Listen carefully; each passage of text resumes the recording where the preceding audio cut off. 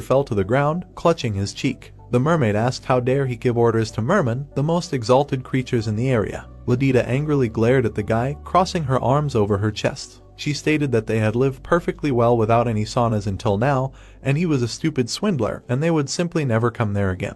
The hero spat out blood, clutching his cheek. Lloyd said that he could not force them. The brown-haired man sat on the ground, lowering his head. Xavier looked back at the young master, asking if his plan had failed. The swordsman looked at the protagonist in surprise when he asked if he remembered how he managed to live without a lullaby. Ladida began to hit her sore shoulder. She said that she knew that nothing good could be expected from him, and that he took them for weaklings. Lloyd picked up the registration forms, thinking that people could live without cigarettes. Ladida continued to hit her body. The protagonist sat down on a chair, thinking that they could live without watching videos on YouTube. They could even survive without computer games. The mermaid hit her shoulder with her fist. The protagonist folded his hands in front of himself, sitting at the table, noting that only until they got a taste for it. The old woman bared her teeth, looking at the brown-haired man with annoyance. Tears appeared in the old woman's eyes when she told him to give her his registration form. The protagonist began to hand over the documents, after which he looked at the mermaids with a crazy grin, asking if they had decided everything yet.